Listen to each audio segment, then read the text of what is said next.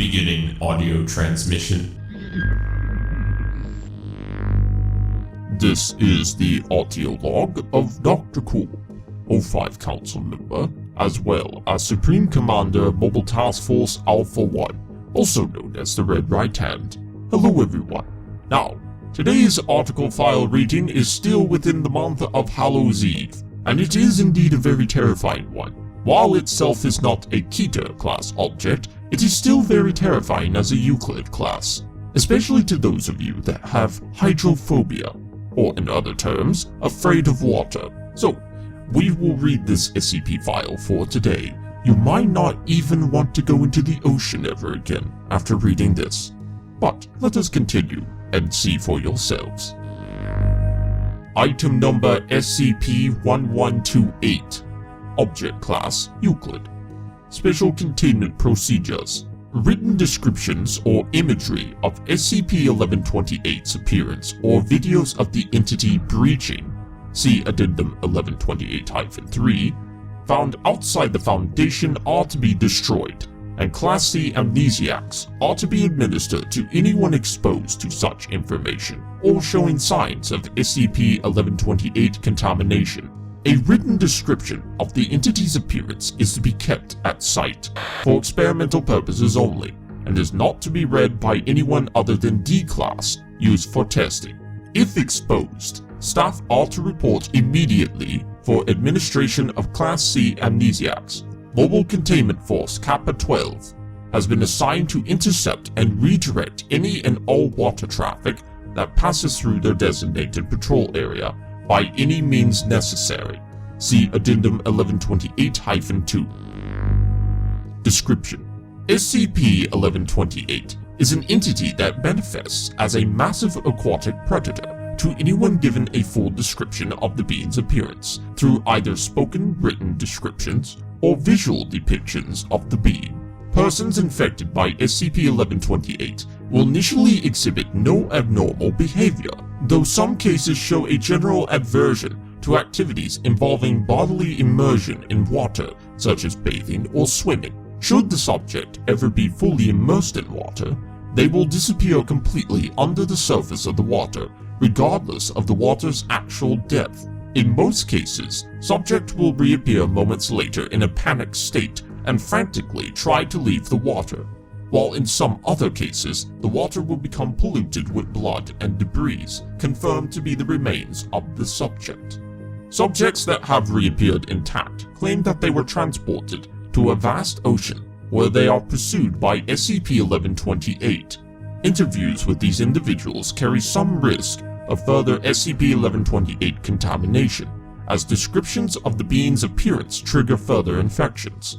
SCP-1128 infection can be treated with Class C amnesiacs, as it appears memory of the entity or descriptions of it are required for its anomalous properties to take effect. Accessing Addendum files. Addendum 1128-1. Testing with infected D-Class has shown that wireless communication devices function normally when used by submerged subjects affected by SCP-1128. In order to back up this addendum file, I will be playing interview log 1128- for more details. Please make sure to take notes, of course, and here we go. Beginning audio file. This is the interview file 1128-D. Was instructed to read from a small pamphlet describing SCP-1128's appearance, then was outfitted with diving gear and lowered into a large tub of water via winching cable. D's gear was outfitted with a wireless communication device to allow contact between himself and Dr. and to test if the SCP had any effect on such devices. Interview has been edited to remove hazardous information pending to SCP-1128. Can you hear me? Over. I hear you, Doc. Damn, this thing is deep. Looks so tiny from the outside. How well is your reception? Over.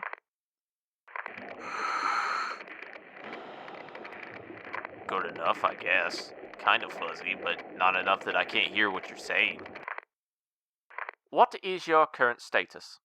Right now, I'm just sinking to the bottom of... Is this an ocean? How the hell did you manage to fit an entire ocean inside a stinking bathtub? Irrelevant, D. What are your surroundings? I just said ocean, damn it. There's fish and everything. Jesus, don't you guys know what the hell's inside your own... D, what happened? I'm fine. Yeah, I just hit bottom. Looks like I've landed in a patch of seaweed or something. What are your surroundings? Seaweed mostly. Wait a second. It gets centered to my right. Looks like there might be a drop-off that way. Should I go take a look? You may proceed. Okay. Ugh. Ugh. Ugh. Damn suit's heavy. Yeah, it's hard to move in this thing. Hey. Ugh. Is this thing soundproof? Hope my talking isn't scaring off any of... Oh my god!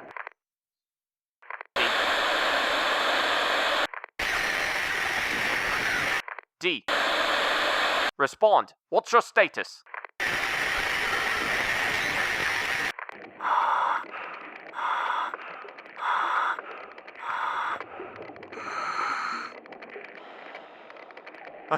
I'm okay. I'm okay. I don't think it saw me. Damn. I think I nearly pissed myself. What happened? What did you see? Scariest damn thing I've ever seen. Some kind of big ass... Wait a second. That's the thing from that stupid booklet you showed me, isn't it? Affirmative. Please refrain from describing it any further. What is it doing? Well, nothing right now. Looks like it's just swimming along. I think it's got something in its mouth. What the fuck? Is that a whale? Holy crap, it is! It's eating a whale! Oh my god, look at those teeth! I think we're done here. Pull him out now. Of course, Doctor. Thank you for your cooperation. We're bringing you up now. And now it swallowed it! Damn! That's gonna haunt my dreams. Wait. Oh shit! I think it sees me. Oh god, it's looking right at me! It's heading this way! Oh god! Help me! Get him out of there now! I knew this was a bad idea. I knew this was. No! It's looking right at me! No! No! No! Ending audio file. Addendum 1128-2. Tracking devices affixed to D-Class used in SCP-1128 experiments revealed that submerged subjects are transported to an area within the ocean, not far from the coast of. Further investigation of these coordinates revealed that the area to be Mobile Containment Force Kappa 12, aka Sea Devils, have been assigned to keep unauthorized seafaring vessels out of this area at all costs. A note from Dr. S. That's where they've been sending those D-Class. How does a short-range wireless communicator get such a clear signal from that far away? And finally, Addendum 1128-3. Test involving D1732, who had been used for repeated SCP-1128 testing without administration of amnesiacs, was shown to be able to encounter the entity in bodies of water normally insufficient for bodily immersion. This effect became more drastic over time, with D1732 developing progressively stronger hydrophobic tendencies, claiming to see SCP-1128 from outside almost any body of water encountered by the subject. On 2000 days after initial exposure, D1732 was violently pulled into a glass of water by No remains were recovered from the incident. Staff witnessing the event were found to be infected by SCP-1128 and administered Class C amnesiacs. Containment procedures were then updated to include videos and descriptions of this event, and testing involving extended infection of D-Class was terminated.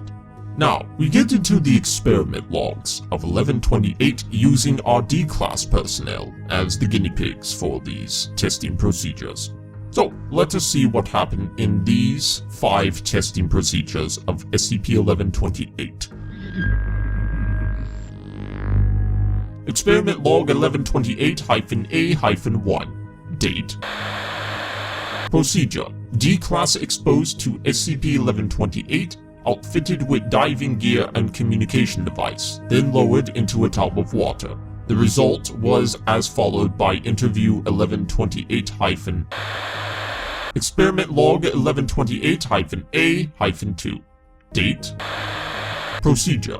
D-Class exposed to SCP-1128 and equipped with scuba gear placed into a standard protective shark cage and lowered into the water. The result? No response for approximately seconds. Then the line went taut and was severed at a point beneath the water. Remains of D-Class as well as jagged steel fragments, presumably remnants of the cage, surfaced shortly after. Experiment log 1128-A-3. Date. Procedure. Same as above, but the cage this time was treated with SCP to increase durability. The result, same as above, no remains surfaced. Notes. Approximately hours later, Mobile Containment Force Sea Devils reported finding an intact shark cage floating beneath the surface of the patrol area near one of their vessels. Item was retrieved and confirmed to match description of cage used in experiment 1128-A-3. The cage was undamaged, but bore traces of human DNA and feces of undeterminate origin. No further remains of the D-Class was found. Experiment log 1128-A-4. Date. Procedure. Exposed D-Class equipment with diving gear and armed with for use against hostile organisms. Unlike previous tests, subject was also equipped with a live feed video camera attached to his helmet. The result: video feed shows weapon was ineffective against SCP-1128, appearing only to enrage the creature rather than harm it considerably or drive it away. Feed was lost when D-Class was devoured. Staff involved treated with amnesiacs following transcription of video feed. And finally, experiment log 1128-A-5. Date. Procedure. Exposed D-Class equipped with protective environmental suit and video feed, lowered into a vat of to test SCP-1128's manifestation in liquids other than water. Substance chosen for its low density, allowing free movement similar to walking in open air. The result? D-Class recovered without incident. Liquid did not trigger SCP-1128's effects. A note from Dr. stated, "Okay, so you might be safe from the thing in liquids other than water, but that probably won't help you much unless you intend to drink and bathe in exotic chemicals for the rest of your life, which probably would get a lot shorter if you tried that." End of file debriefing. And a very good observation from Doctor, I would say myself. Well, that is our audio file for today.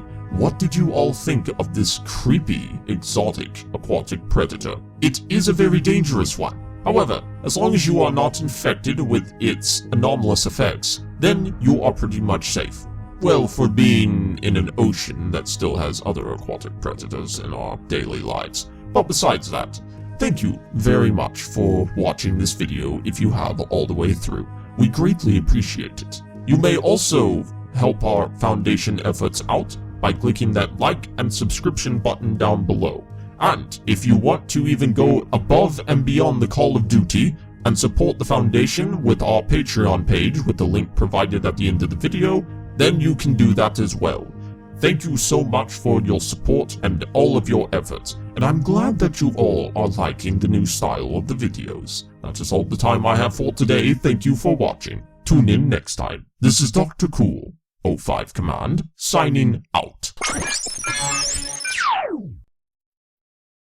It is my great privilege that I wish to thank our top Patreon supporters, as well as the average Patreon supporter out there, who wishes to help the Foundation and our channel.